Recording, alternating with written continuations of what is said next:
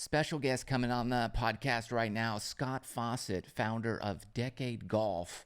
If you want to get better at golf, we're going to dive into it. He's going to give us everything we need to know about how to improve. And it's very, very different than what we're probably normally used to. So looking forward to that. As always, thanks for listening. And please subscribe to the channel. Really appreciate that if you haven't done so already. Now, let's dive in with Scott Fawcett. Scott Fawcett joining the podcast. It's an honor. Good to I guess we met once before at the Good Oh yeah, thing. where at? The Good Championship. Yep. You were in competition mode, so I was just, announcing the tee off order. Oh, right. That's the weird thing with me is since I'm the new guy in golf, like in the instruction world, Yeah. I've met 1,000 people in the last 5 years, whereas from your side of the table, you just meet a few new dudes every year. And I'm Yeah. finally pretty good about it, but it's just been this avalanche of people to meet, and man, it's been because I'm not good with names to begin with, but Yeah. Me neither. Well, it was well, cool because I saw you. I was like, man, this guy's about my age. I feel like encouraged. And then you hit it, and I was like, he hits it a little bit different than I do. So, that was actually an interesting day. I played pretty solid. My green reading is just so bad, which is the short game guy. I'm sure we can maybe dig into that a mhm, little bit here. yeah. But my green reading is so bad, and I three putted the 17th hole. I think I shot 67 or 8, whatever it was. I missed the playoff by one. Yeah. You were And close. I remember that. the guy that I was playing with he hadn't played good all day, really kind of poor putting, and he drives it to 3 feet on 16 and then Mm. misses the putt for eagle Oh, and then yeah. gets up on 17 and hits a hole in one. And it was just like, it just kind of rattled me, but I had hit it kind of a little bit above pin high and it was a big swinging putt. So the first 6 feet felt uphill and then it was super downhill after. And I think that's one thing, again, just getting straight into golf talk here, but like really being good at experience at looking at the entire putt. It was only like 15 feet, but because it just felt so uphill for the first part, I didn't really register how downhill once it turned was, and I rolled it like 4 feet by. And Garrett and Bubby and everyone are on the backside of the green with the dude that just hit a hole in one being loud, and that was not distracting me at all. I just didn't take enough time to read the putt, and as I was over it, I was like, dude, this has got to break more than that. But I'm like, I didn't want to be the old guy. That's what made me think about it. I didn't want to be the old guy that backs off and like everyone's like, oh Oh, shoot, are we being too loud? Because I was just mm. like, it's not you, it's me. But I didn't want to back off as a result and then miss the 4 footer. So I three putt from 18 feet, and I'm like, that's just so bad. But that's with what everything I teach. That's just an illustration of how hard it is to play great, disciplined, patient, focused golf. Competition golf is a whole different animal. And I think people like they get pretty good and then they get in competition and they're like, what did I just do? It's unbelievable. I mean, again, Yeah. that's what, again, I feel like I'm just forcing you to just jump right in here, but like that's what I actually, in hindsight, think is why Decade works so well with these younger players that essentially don't have a prefrontal cortex yet, is it just gives you a structured way to make decisions. I literally played with a kid on Saturday here in Dallas who's Zalatoris' agent is a lifelong buddy of mine. And so he's got a really good 18-year-old son. He's like, will you come out and play with us? And that's what I just literally opened with 18-year-old kids. This is a really smart kid. And I'm like, I'm going to say something, and I'm saying it offensively to start with, but you're an idiot when it comes to decision making. He's like, I know. And I'm like, you're a really smart kid, but your brain just literally isn't ready to make good decisions. That's why this process is going to help you Mm, so much just by structuring the decision making process to where like we're at least going to make a solid decision. Now your brain is still going to be all over the place, but we've at least going to make a good decision here. gosh, I love. Okay, so tell people what decade golf is, because this is your thing. This is your coaching. You're a coach, but you coach this, correct? Exactly. So, I played at Texas A&M, played professionally for 6 years out of college, started an electricity company in 2002, but then went back and actually entered Q school as an amateur. Well, the real story starts with I met Como playing in an illegal underground poker room in 2005 here in Dallas. What was funny is we were literally friends, like poker friends for like a year. You don't sit around in these illegal card rooms like, so what do you do for a living? It's finally after literally like a year, I'm like, what do you do for a living? It's like I teach golf. I'm like, I play professional golf. It That's had awesome. never come up at all. And so then we started working my game together, but it really was an intense study of poker and poker math that then when the strokes gained statistics started coming out in 2010, the first one they Mm. released was strokes gained putting. And I wrote an article in an online poker forum that was just titled "Is Drive for Show, Putt for Dough Really True?" And I did some really poor math based on some averages of top tens and money list and everything because we didn't really have access to all the data yet. It was really the only thing I could do. And it just became obvious to me that putting was way harder than you would ever expect.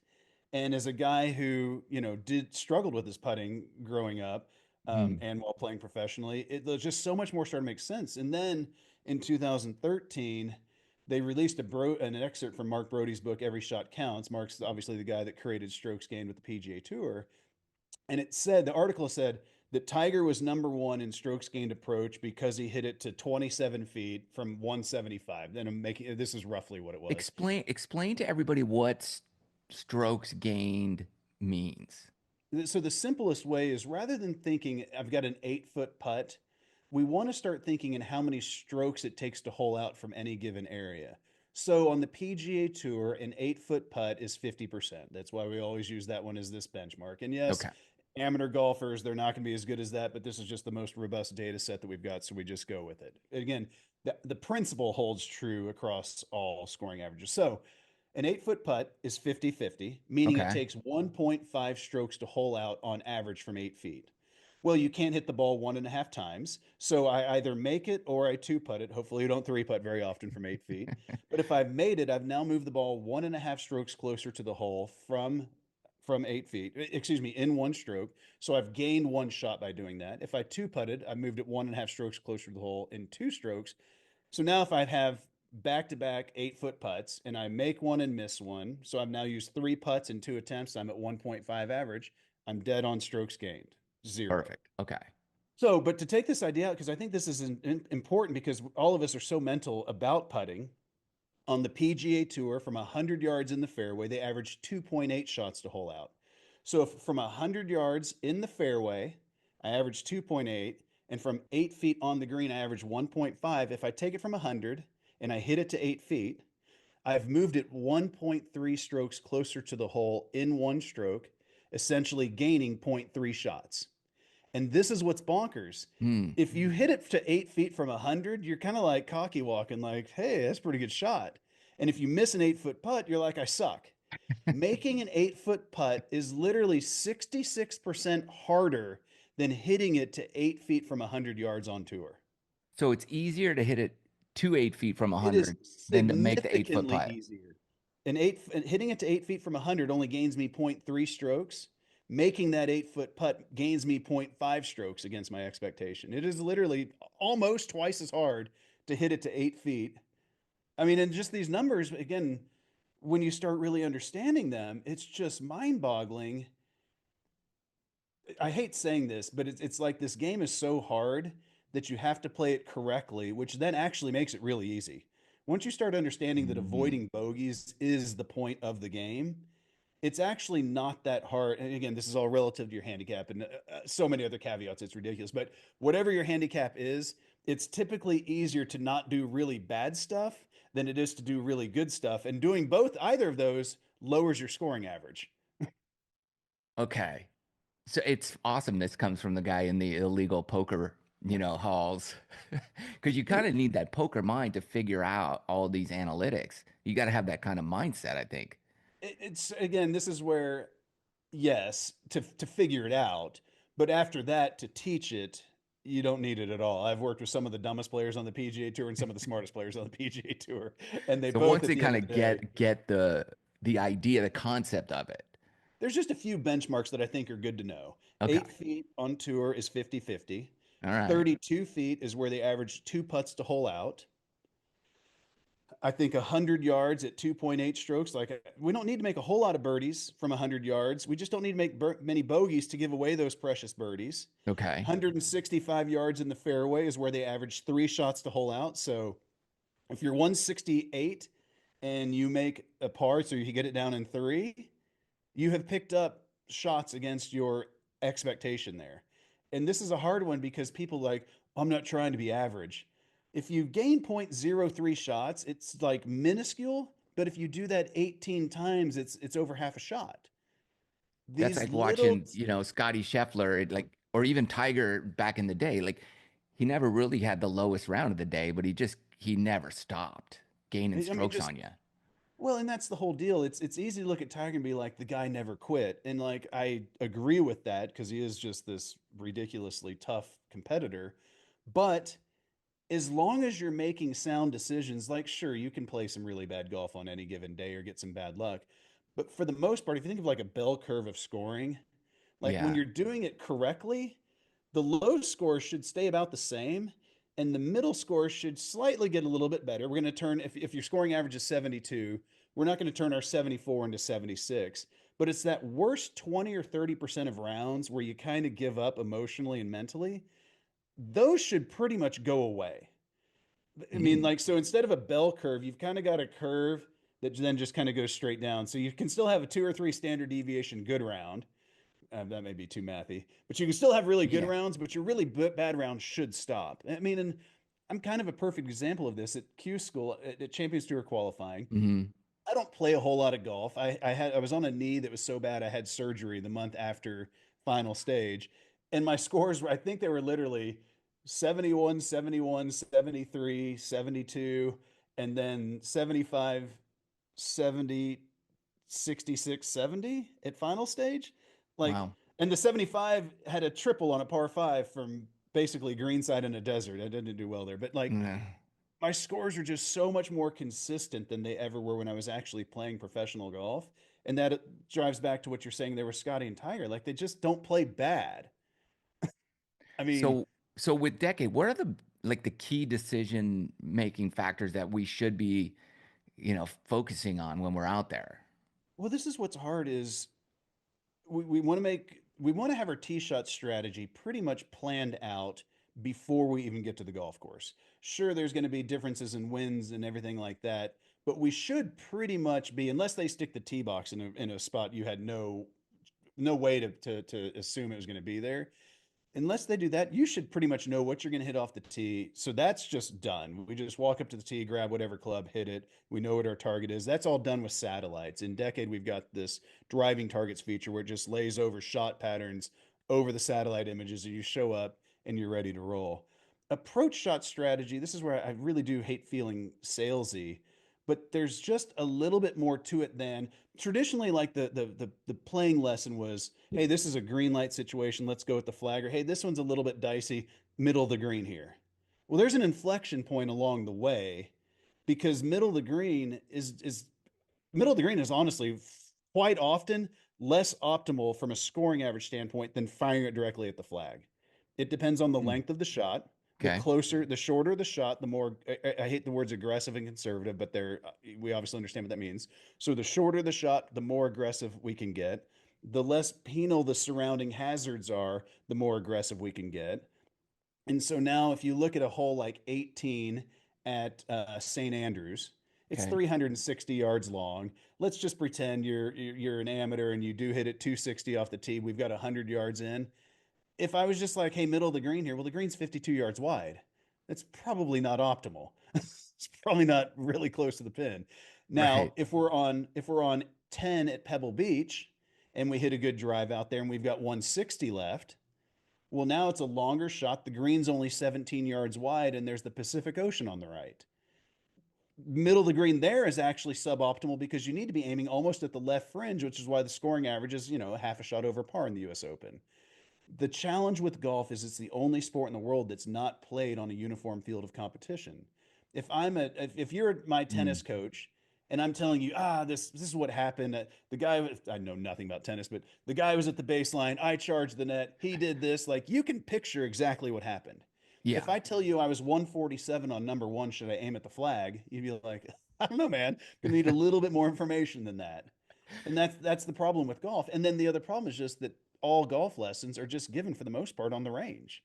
Yeah. It's like we teach you how to hit a ball and then give you a pat on the butt and say, go out and figure out how to score. It's crazy, really. That's where I always struggled because I was like, man, we're just kind of working my swing here. But when we're on the course, it's every shot is something different. I mean, maybe the driver, but I'm still picking out the left side, cutting it. trying to put my tee shot in the best optimal place. Again, 100%. But also, what I would say is putting it in the right side or putting it in the left side. Our shot on tour, their driver shot pattern just in practice statically is 55 or 60 yards wide. Yeah. Once you get onto the course, it quickly becomes 65 or 70 yards wide. And so if you think about, and it's a very evenly spread like shot pattern. If you think of a distribution curve again, I'll try not to keep Yeah. this too mathy. It's not a high peak, it's a very low peak and very wide across 70 yards. So man, when I'm trying to favor a side, like if the pin's on the right and I'm thinking to myself, I want to be on the left side in order to have that angle, well, I just need to hit it at the middle of the fairway. And about half the time, I'm going to be on the left side. And about half the time, I'm going to be on the right. But if I start trying to Huh. favor that angle, at Yeah. some point, there's trouble left. At some point, there's trees or a hazard or something, typically. Yeah. Um, so it's really not about angles, it's about understanding these shot patterns. And really, shot patterns are what we're managing in golf. So how would so decade, would you say that's for a higher level competitive player or the average guy? So circling back to what is decade. So in 2013, Mark Brody's book was coming out, and obviously I bought it and just there's just again these numbers are PGA Tour averages that we're talking about. And now Yeah. with Como's TrackMan data, I know the size of shot patterns. If I know how many strokes it takes to hole out on average from any given area on a golf course, I can start doing some math of well, this would be the optimal target, giving the entire shot pattern, not just the one shot we want to hit. Um, and so if you run, what was your question there? Because I'm going to circle back to what it was. Oh, it was Well, better or worse players. yeah, exactly. So I did design this for myself. Like I really was just trying to create something. I wanted to win the U.S. Mid Am. I got my amateur status back, playing the Masters. That was the point. Okay. I got a cortisone shot 2 weeks before the Texas Amateur in 2014, and Will Zalatoris was a junior golfer at my home course who'd never really done anything outside of qualifying for the U.S. Junior a bunch. And so when I got this cortisone shot, the guy paralyzed my right arm for a couple days.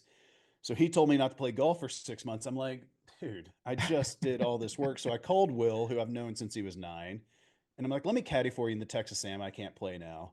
And so caddied for him. He won there. Caddied for him. He won the U.S. Junior. So yes, this is Wow. designed originally for elite players. DeChambeau's my second student. I'm in Dallas. The SMU coach asked me to teach it to him. I taught it to him 2 months before he won the NCAA's and U.S. Amateur. Wow. Now, because of accidentally creating a product around it, what I will say is if you're going to get better at golf, you're going to learn this at some point. So that's the reason I called it decade, is literally to imply we're going to take decades off your learning curve. So is Wow. there an upper end? Yeah, yeah. I mean, if you're shooting over 85, it's probably a little bit advanced for you. But once you're getting into the 80s, low 80s, high 70s, it's perfect for you. And or if you're somebody who's just really gung ho, I want to get good at golf quickly, especially like a junior golfer who's going to have a steep learning curve, it's just perfect for them. I mean, the best analogy I've had is I've had high blood pressure since having COVID. And so there for a while, I had to go to 20 different doctor's appointments, EKGs, sauna, like everything. Now, I was a 36 handicap of cardiologist before, but now, like, I'm a scratch cardiologist. You wouldn't want me operating on you, but I could probably look at your blood work and prescribe you the meds you need. Now, that'd be illegal, but that's what we're trying to do is put a plus fives brain into a worse golfer, and that by definition is just going to make you better. Well, man, I wish I had something like that back in when I was trying to get good because I got good pretty fast. But then how to play the game, I just had no clue. We were just hitting the ball and hitting it again. And if there was some strategy or thing to think about that took my mind off the swing, I think that's really what's holding a lot of people back because they can't do what they want. And they're in that, I'm right around 80, let's say, and they go get a lesson and it's all swing based. Uh, And many times you just need a mental lesson. well, but again, that's kind of what I was going to say earlier. Is historically, even if you got a playing lesson, like looking back when I was playing professionally in my 20s, the two instructors I worked with, they never saw me play a single hole or tournament. Like it's pretty bonkers when you think Wow. back to it. It would literally be like getting a lesson on your serve in a parking lot, and then you show up at a match and there's a net and lines. You'd be like, what is this? It really is. But then let's say that you even did get a playing lesson.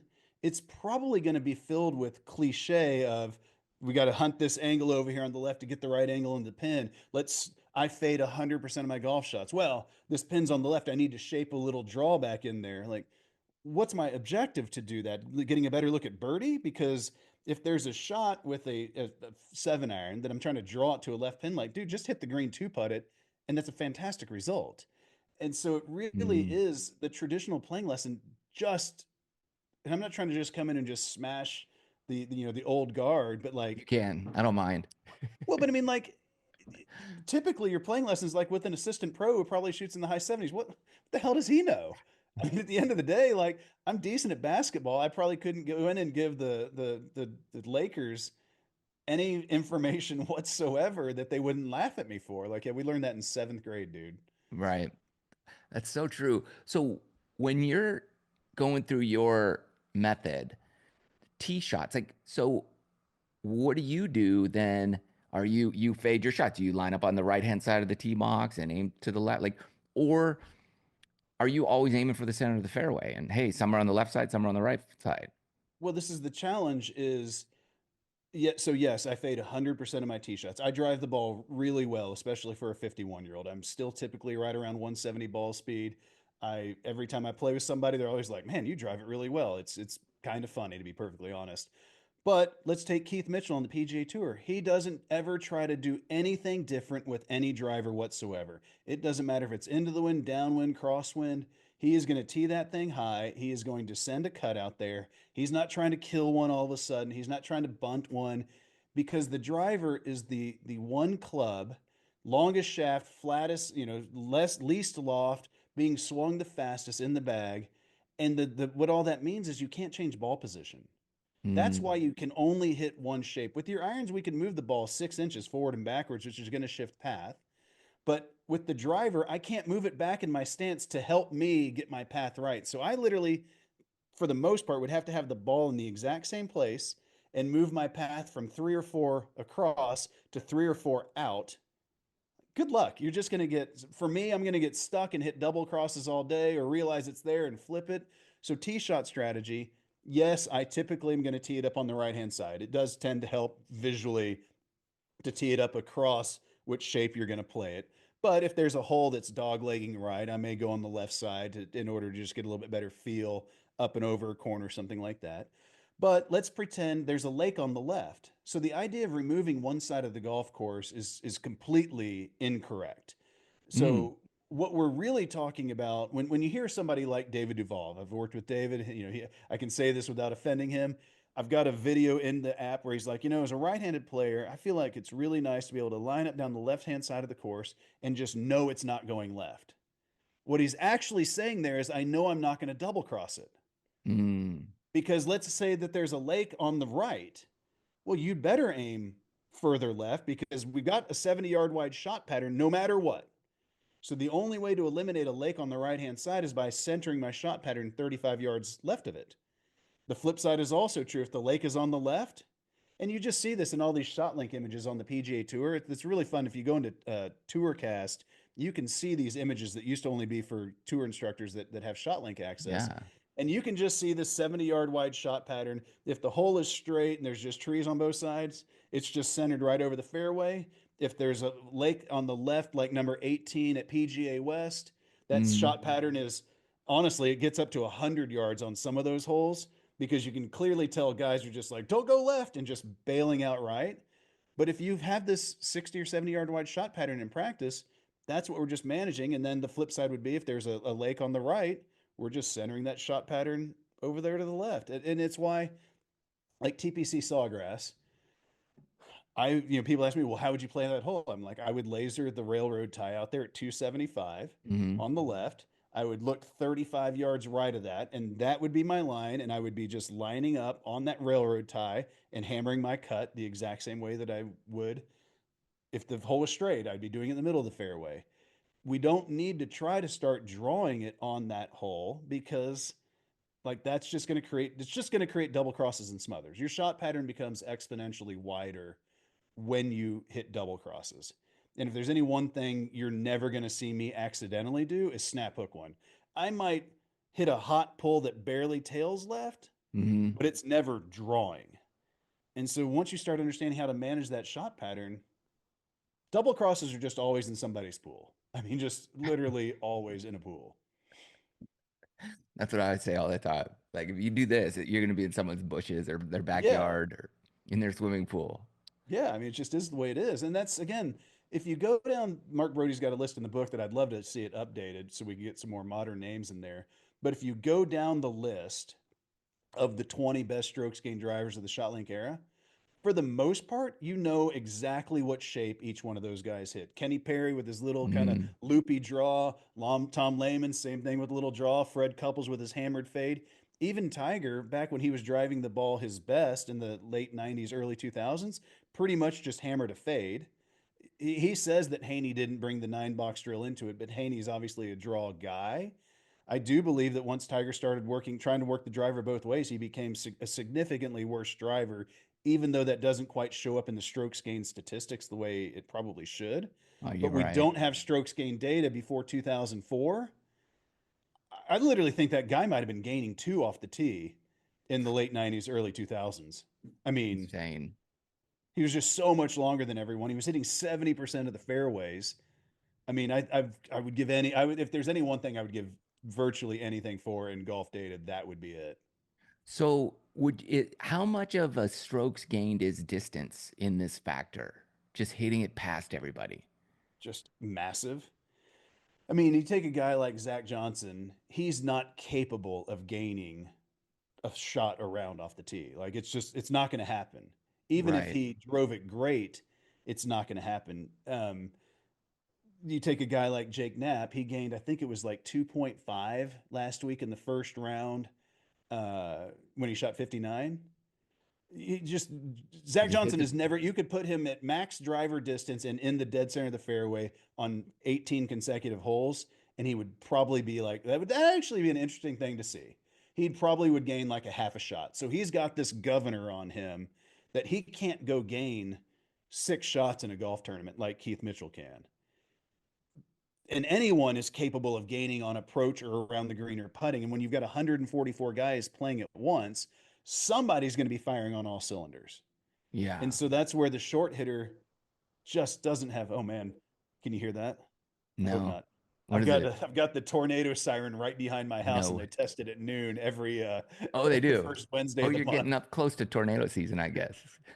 Well, man, the last 2 days have been so windy here; it's ridiculous. Oh, crazy. Um, we'll see if I can keep undistracted because it is so loud. So how would you recommend people, try to get more speed? Like, do you do that? You're at 50, in your 50s, so am I. Yes, with an asterisk.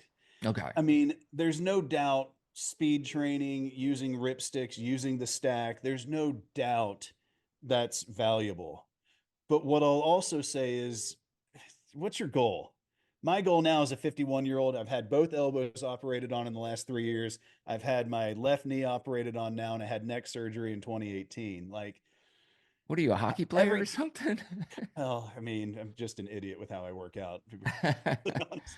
I've always hit the ball hard, but Yeah. I've never been a guy that hits it hard like a Zalatoris with all that lower leg side bend stuff. I'm 6'1", 230.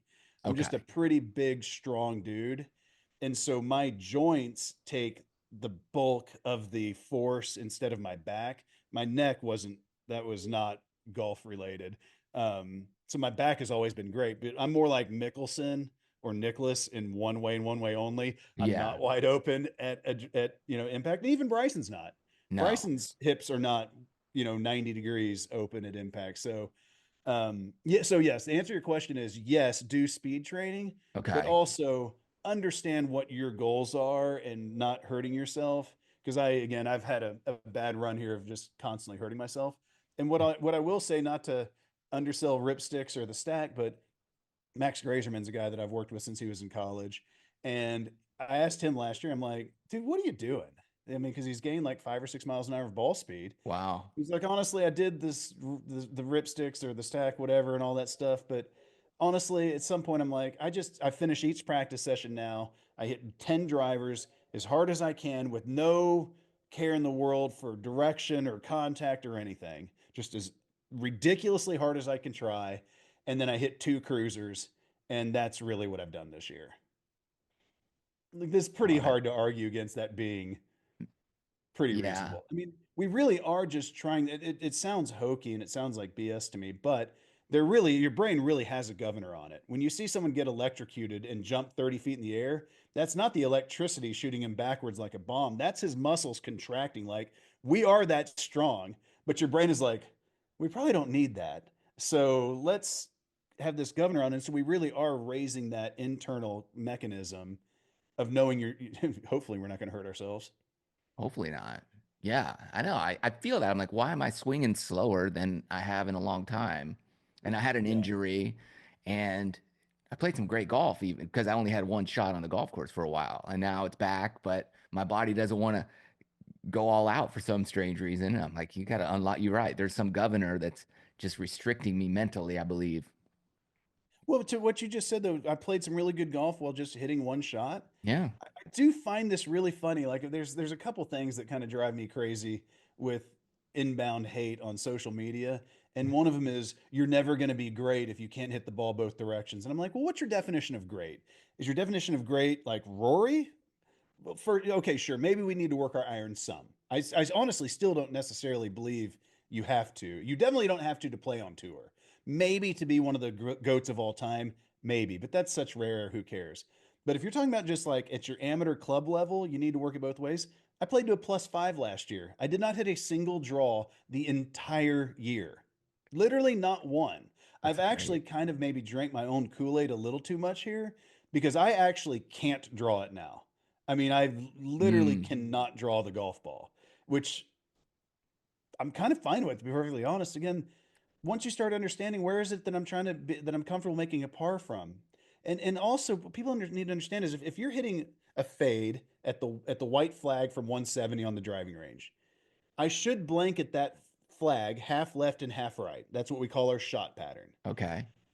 The left side for me, because path is way more consistent for good or bad players than face is. Path is way more consistent. Yeah. So for me, the left side of my shot pattern, if a perfect 7-iron is like an 8-yard fade, making Okay. up that number, 8 or 9 yard fade, the left side of my shot pattern is not an 8 or 9 yard fade. It's pretty much just a straight pull.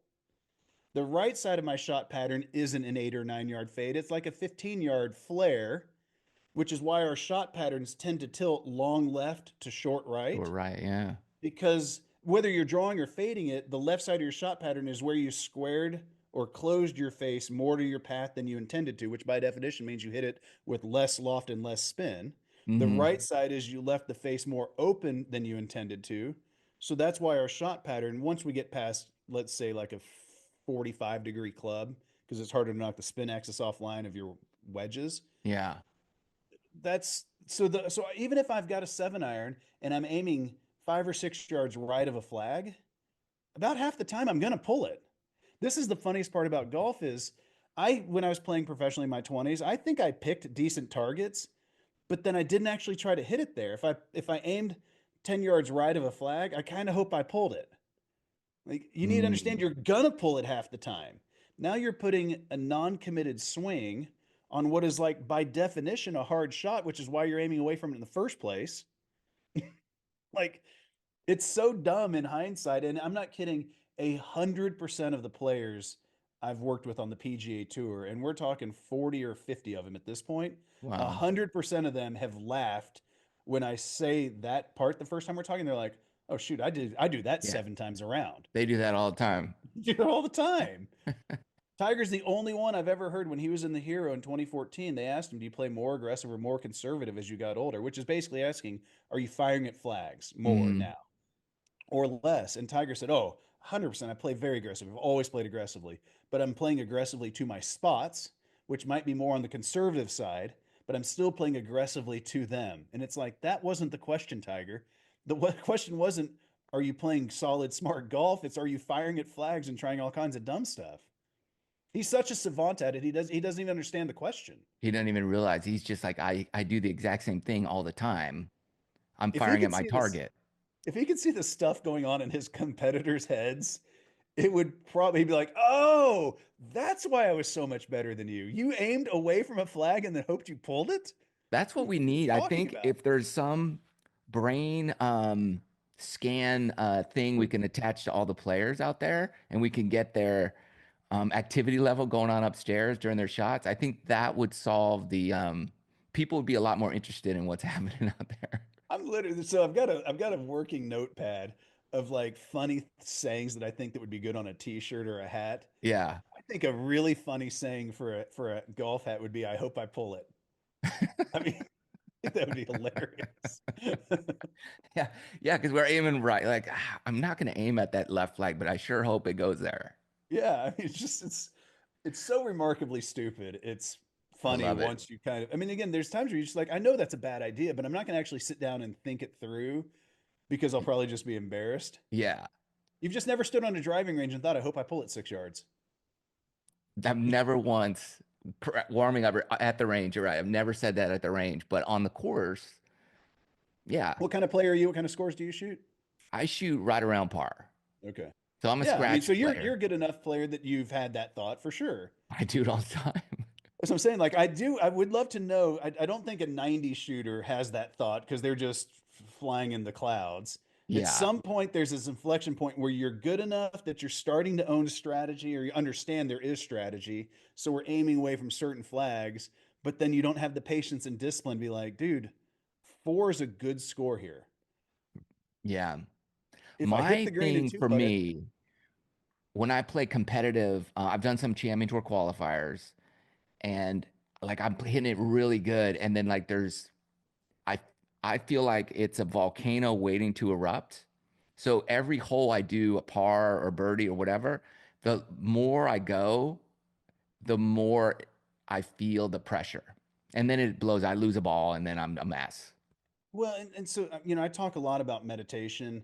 I used to feel a little hokey talking about it because I felt like I should be selling avocado and sprout sandwiches in California. But the further I get into this, I realize it's what the great players are doing because what we need to Yeah. start doing is recognizing that ruminating thought pattern before we've dwelled on it for 30 minutes, 2 or 3 holes. Yeah.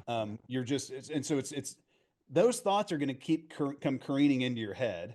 We can't control our thoughts, which is Mhm. I used to think was the point of meditation was to control your thoughts. Like, no, no, no, dumb stuff's still gonna fly in there. You just don't give it any credibility. And again, as silly as it sounds, you do. You just acknowledge the thought and you let it go. Now, that's an easy thing to say, but that is a mental exercise you can get good at. There's never been a bigger lunatic in professional golf than me. I And love it. now through, 10 years of pretty intense meditation and other stuff, I'm pretty remarkably even keel out there on the golf course. I don't get up, I don't get down. Mm. I can get frustrated, but I Yeah. can also acknowledge, like again, I made a triple on the fourth hole of final stage of Champions Tour qualifying. There's only 5 spots. We don't have room for triples on the fourth hole. No. But it's like, well, that was frustrating, and I can either dwell on that and shoot 78, or I can just say like, well, the next hole is a new hole. I mean, that's the round that I shot 75. That was my worst round by 2 or 3 shots in the 8 of qualifying, and it also Mm. entailed an 8 on the fourth hole of the round, and I didn't let it completely derail me again into a 78. That so it can be done. It's not easy. Yeah. I think it takes, experience, practice. And you're right. You got to know what to have the right thought process, meditation, whatever it is, as you go through those moments. 100%. I mean, again, that's where Tiger, I've always known this guy is doing something, but he was doing the day before his car wreck in California, however many years ago at this point, what he was out there doing was playing lessons with different celebrities. And the day Hmm. before the wreck, he was the Jada Pinkett Smith. And Yeah. on like the fifth hole, she's like, "You're just so calm out there and so serene. It's like you're meditating." And he literally said, "That's exactly what I'm doing. I play golf in a meditative state." She's like, "Oh, that's so cool. Well, wow." And they talked about it briefly. And then, like 3 holes later, they've got a little drink station set up. And she's like, so what are your hobbies outside of golf? And he's like, I like to free dive. She goes, oh, okay. How deep do you go? And he's like 70, 80 feet. And she's like, oh, you're a real free diver. Like people don't understand how good that is. And she's like, why do you like that so much? He goes, well, it gets back to that meditative state that we were talking about. If something goes wrong down there, you better control your heart rate, better control your breathing, better control your Mm. thoughts, figure out the problem and move on. And she says, well, when did you start that? And the way she said, oh, so when did you start meditating? He goes, I mean, when I was born, like the way he kind of chuckled as he said it makes me know it's a factual answer. And he's like, when I was born, he's like, my mom's Buddhist background. That was one of the Mm. main things. I mean, and this is, I do, I think Tiger is the most amazing case study of anything. If you ever wanted to talk about peak performance in sports, business, I mean, obviously relationships, he's got some weird stuff, but looking at him growing up with a Buddhist mom on him strict to Yeah. meditate and understand this stuff, and then his dad on him strict to be a green, with his green beret backing, it's a perfect storm of here's how you create a great champion. And again, people ask me all the time, like, when are we going to get another Tiger? I'm like, when are we going to get another Vietnam? Earl Mm. Woods is not meeting Coltita on Bumble. Like those profiles are not crossing anymore. Literally, it's such a, and again, that's why he's, in my opinion, the greatest golfer by a mile. And certainly I would even say I'm not as astute in other sports, but he's got to be top two, three, four dominant athletes of any sport ever. I mean, I Yeah. get it. We've got Gretzky and other people with some crazy numbers, but as far as just single-handedly dominating a sport where there is no team, I mean, it's pretty remarkable how great that guy is. That's crazy. What would you say would be the number one thing for people to work on? You're at that 80, low 80, and you want to break through to the mid 70s. What's the number one thing that person could focus on? I mean, again, it's just I'm such a broken record. It's shaping the driver one way off the tee. If you can drive the ball, it's the old Hogan quote: "If you can't putt, you can't score. If you can't drive, you can't play." And I fully subscribe to that. And honestly, I would believe that I've driven it so well basically my entire life that it has been a band-aid of how probably not up to the standards I need the rest of my game to be because I've always been competitive, but just probably wasn't there. So shaping the ball one way and hitting it, yes, as far as you can, but air quotes within reason. And then in putting, again, because what you're talking about is getting from the 80s to the 70s, Yeah. getting really good at lag putting and two putting from 20 to 40 feet. I mean, it's just even in college golf. I mean, we've got 400, college golf programs that have the Decade app. Hmm. And even in college golf, so on tour, their inflection point is 32 feet on where they average two putts. In college golf, it's 26, 27 feet. And that Wow. doesn't sound like much, but I literally think that's just awful. And I say it that way to kind of try to be offensive. Like these guys are so good. They're capable of two putting from 30 feet. And so once you start doing some speed drills, we've got a couple in the Decade app that Maverick McNeely designed. He took the main speed drill that I've got and turned it to 5 to 15 feet, which that's where once you start getting into the 70s, how you're going to get lower and become a great putter is by owning 5 to 15 feet. 3 to 5 feet, we've got two and a half putts around. Most people make putts inside of 3 feet.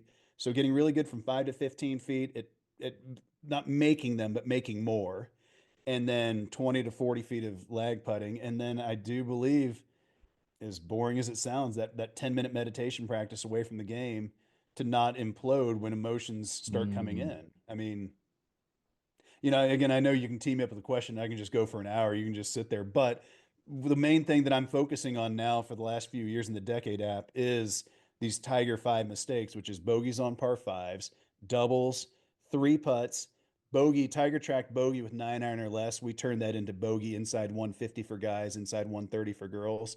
And then Tiger tracked blown easy saves. But for amateurs, I'm just like two chips per round. Did you miss the green on a chip shot from within, Mm. 15, 20 yards of the edge of the green?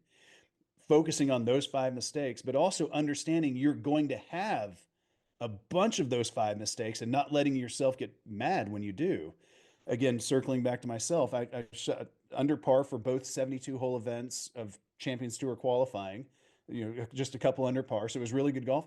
I had 20 Tiger 5 mistakes in 8 rounds. Mm. So I had 2.5 per round.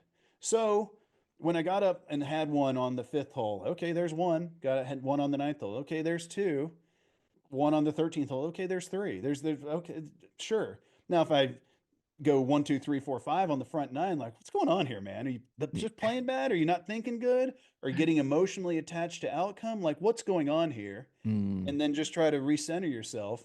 But one of the biggest things is just knowing bad stuff is going to happen. We all treat bad golf like an anomaly, like, oh my God, I hit a bad shot. Well, you're going to do that every single day, but it's like we're all surprised every time we do. It's really weird. It is weird. All right. Give me a average practice session. What should that look like for somebody? Let's just say I feel like when we're saying a practice session, an hour is a little bit light. So Okay. let's say we've got an hour and a half. I mean, an hour is a warm up session to go play a round of golf. An hour of warm up, 30 minutes of ball striking, 10 minutes of chipping, 20 minutes of putting. Bam, we're ready to go. But if I'm really going to go out and practice, I've got an hour. I'm going to use about 45 of that hitting balls on the range. The vast majority of that is going to be with an alignment rod down, working on ball position, working on looking to the target. I mean, if you knew how many times I've played golf with, I mean, pretty good scratch level players, and they just don't even look to the target once. They're just hitting it that way. Like it's really strange. And then they'll put a good swing on, solid contact, and it'll be 20 yards right. And I'm like, what happened? I'm like, I don't know. You probably weren't aiming remotely correctly on that particular one. So we want to go through of a 45-minute ball striking session, 30 minutes of, again, alignment rod down, making sure that ball position is consistent. Because once you start understanding that shifting ball position around changes our path, like you might put this exact same swing on back-to-back shots and one fades and one is straight. Well, the one that's straight might have just been another inch or two back in your stance. We've got Mm. to get really good at setup because it is, a non-reactionary sport. We've got to be oriented the same way to the ball and the target. And then I would take out of that the next 15 minutes. And yeah, again, I get in this argument about block versus random practice all the time. So what I'm saying is the majority of it should be block practice, same thing over and over again. And then 15-ish minutes of hitting some off-speed 8 irons, 7 irons, changing targets. I don't think changing shape is necessary. I don't think the 9 box drill is necessary. I don't think trying to hit different spots on the club face is necessary. There's enough variability in the golf swing as it is. Like, Yeah. just try to hit the middle, man. And then I would take of the other 45 minutes, about 15 minutes at the short game area. Hmm. The way I worked, and again, you're Mr. Short Game, and I went out and had a lesson with Derek Dominski, Golf Better Tucson, Yeah. shoot, almost 2 years ago now. And he looked at my motion. He's like, I can be honest with you, man, your chipping motion's pretty good. I'm like, well, damn it. I really was hoping you would be like, oh, here's what you're doing wrong because I don't chip it very well. And he's like, well, just fly 1 7 yards for me. I was like, well, that's not really how I look at it. I try to chip it to the hole. And he's like, well, there's your problem. And I'm like, what do you mean? He's like, you need to know how to carry it 5, 7, 9, 11, 13, 15 yards. These numbers just come up constantly. So I exclusively, literally for 2 years now, my Mm. only short game practice has been with just a puddle of balls and then tees every 2 yards from 5 to 15 yards and then every 5 yards out to 30. And all I'm doing is trying to work on that carry distance. And if you think about how this ties back into the Tiger 5, no blown easy saves, I Yeah. don't need to be good at flop shots. I don't need to be good at crazy long bump and runs. I need to get the ones that I'm think I should get up and down, up and down. And a lot of that comes down to a very stock motion with a very stock trajectory where I'm very good at carrying at a certain distance. And now, this is what's funny. After final stage of Q school, I did not touch my clubs for 3 months, again, while I had knee surgery and everything. Wow. I went out last weekend, 2 weekends ago now, to practice my short game. And because I've got these positions, like I know, like the softest I can kind of hit it is 5 yards, a little bit more is 7, all the way up to where my club head is parallel to the ground, my shaft is parallel to the ground, is 15. I went out there and it was like I hadn't taken a day off with my short game. Mm. And then the last 30 minutes, I would say 20 minutes of it would be in speed drills and putting. And then the last, just speed drills being 20 to 40 feet. Because you're just going to be amazed at how easy it is to lag it inside of 3 feet from 20 to even 40 feet, as long as you understand that's the goal here. I don't care if I make this, even 20 footer. I don't care if I make it. I want to tap in the next one. The hole's magically going to get in the way of some. And then the last 10 minutes really working on air quotes, making them from 5 to 12 or 15 feet. I think that would be an Yeah, amazing hour and a half of practice. I love that. I like, yeah, that's what I always say. I'm like, man, if you could practice those little shots, like 7 yards, 10 yards, 15 yards, you just get a ton of time putting the center of the club face on that ball.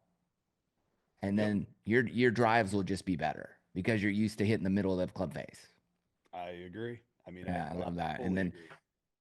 when I practice putting, I hate missing 3 footers.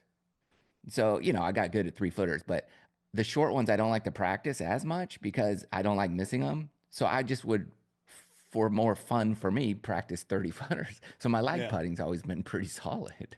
Just more Well, fun and the that's way I what look at it. my dad always told me you need to work on your. My dad was a good putter, and he was always like, you need to work on your speed more. But he never told me why. Yeah. And once you understand, hey, two putting from outside 20 feet's pretty solid result. I mean, and again, a 20 footer is just not that long of a putt. And understanding that in order to do that, you need to leave a bunch of putts short from outside Yeah. 20 feet. I mean, way more than you'd expect. I mean, I say this stat on every podcast I come on, but Brad Faxon left 1 out of 6, 16% of his putts short from 16 to 20 feet. Wow. I And is mean, that because he's just trying to diet in or he doesn't who want knows? to Because jam it past? who knows? I mean, he thinks he had to mark his comebackers. I mean, literally, that's he and I have argued a bunch throughout the years. But he's like, whenever I missed a putt, I had to mark the comebacker. Like, no, you didn't. You left a bunch short. Like literally, almost 1 in 6 short. And so, understanding that we're really trying to optimize the size of the hole, we're trying to keep the hole as big as possible to where we're not just having tons of lip outs. Yeah. So we want to keep the hole as big as possible. And if you're hitting putts 4 feet by, which you will if you don't leave any, we have a distribution curve of putts distance wise. If I don't leave any short, I'm gonna have 4 and 5 footers coming back guaranteed. But if I can leave 20% of my putts short, roughly, again, this number varies for everyone. Mm. But if I can leave 20% short, I've now taken the meat of that distribution curve and centered it just past the hole. So the majority of the inner 50% of my shot pattern is making the hole as big as possible, as opposed to centering that another 17 inches past the hole. Like now I've made the hole really small for a lot of my putts. And so it's really hard to wrap your head around if you So getting it to the hole all the time isn't oh isn't the right mindset. it's so suboptimal, it's unbelievable. You will three putt more. This is what's crazy is by leaving for most amateurs from 20 feet, I would say leaving 25 or 33% short will actually optimize your make rate, let alone you're avoiding three putts. It will you will make more putts by leaving more putts short than you could possibly imagine.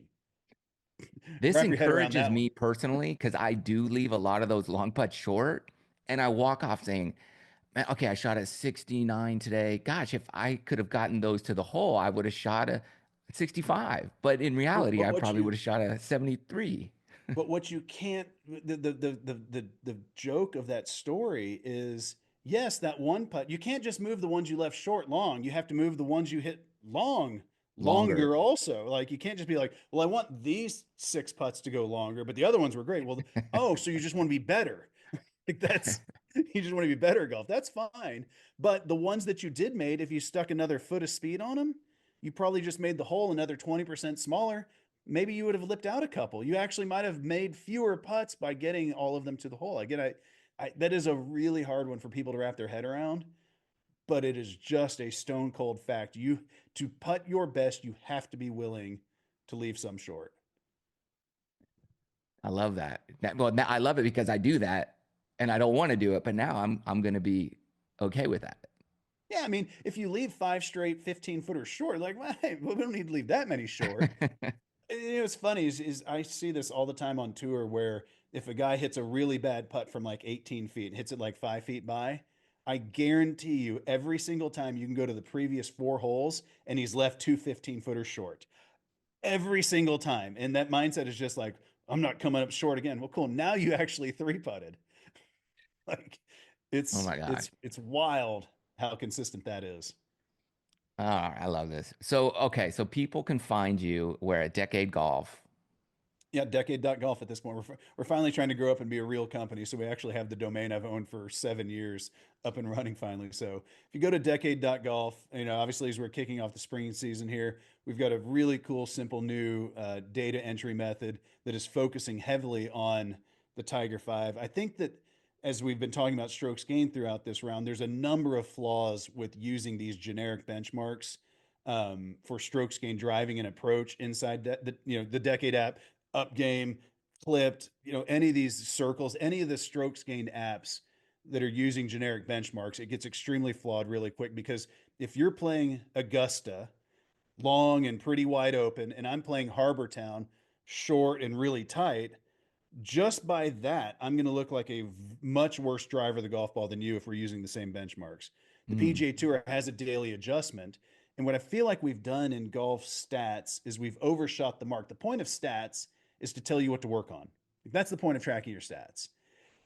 And we've all just gotten to where we love having these touchy, feel good numbers of strokes gained and everything. But it's like, what's the point?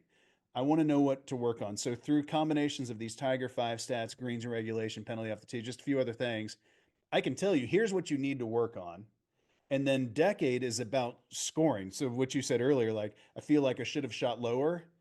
The shots that those are is what I'm focused on.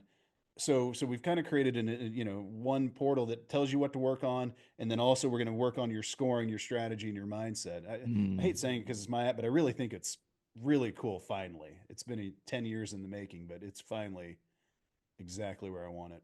Well, I love things that make us think differently than we've always thought and focus Yeah. on things that, like even just the putting thing we were talking about. It's like, oh, okay, this is different. I like that because it's just, it makes a ton of sense if we Yeah, well, think I mean, about it from that, perspective. one idea on that putting is when someone asks you how far should you hit a putt past the hole, the only answer is how long is the putt? Because Mm, from 5 feet, yeah, you probably shouldn't leave any short. From literally from outside 20 feet, if you could leave every putt for the rest of your life 1 inch short, everyone, tour players included, would be materially better. Now, sure, we do make some putts from 20 to 30 feet, but we also three putt a ton from outside 30 feet. So if mm, I could just leave every putt, if I could just pick up in two from outside 20 feet, for sure at the amateur level, you would be better.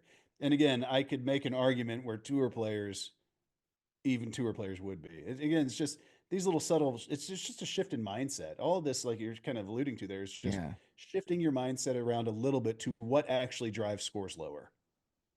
I love that. Well, Scott, thanks I for your appreciate time and your it. insight, Hey, man. thank It's you.